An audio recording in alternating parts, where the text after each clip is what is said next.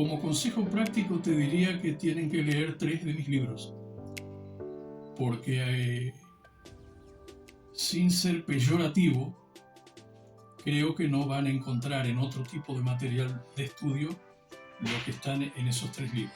Primero que nada, un método.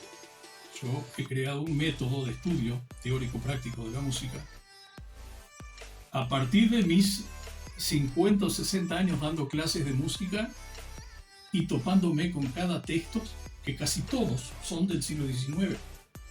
Se estudia solfeo en el libro Menossi, fines del siglo XIX, o en alguno de los otros que adjuntamente al Menossi las profesoras de los conservatorios utilizan, primeras décadas del 20.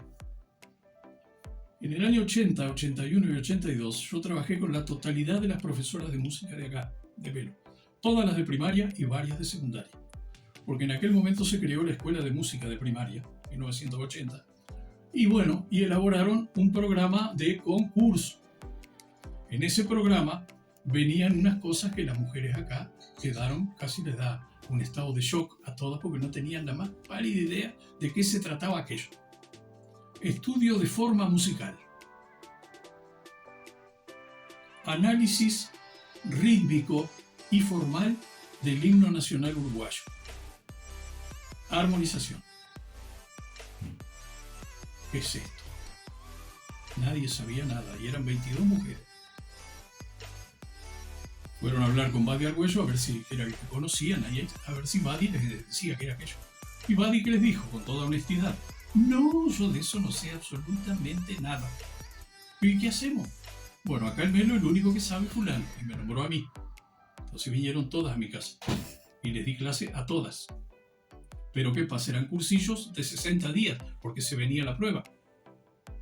Y como la mayoría estudia para salvar concursos y no estudia para aprender, no solo esas mujeres, los alumnos en general estudian más para salvar el concurso que para verdaderamente aprender.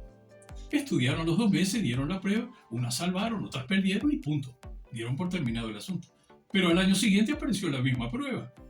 Y como no habían estudiado para aprender, no se acordaban absolutamente de nada. Ya vinieron a mi casa otra vez todas. Volvimos a trabajar, otros 2 meses. Dieron las pruebas y como siempre, unas aprobaron mejor, otras peor, otras perdieron. Pero en el año 82, otra vez apareció lo mismo, pero con una variante. El que sacara los primeros puestos tenía efectividad en el cargo. Ahí se entraron a preocupar de verdad. Y ahí aparecieron como 3 que anteriormente no habían querido estudiar.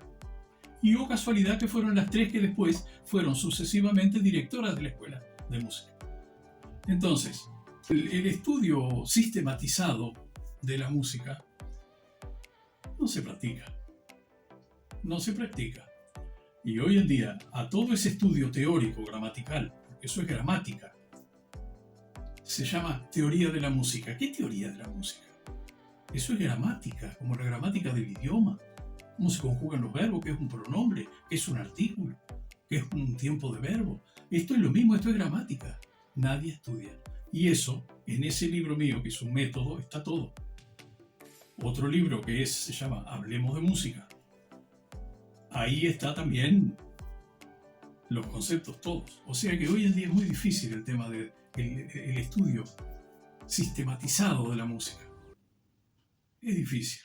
Porque en los ámbitos académicos están todavía influenciados por el concepto de que la música verdadera es la de Europa del siglo XIX.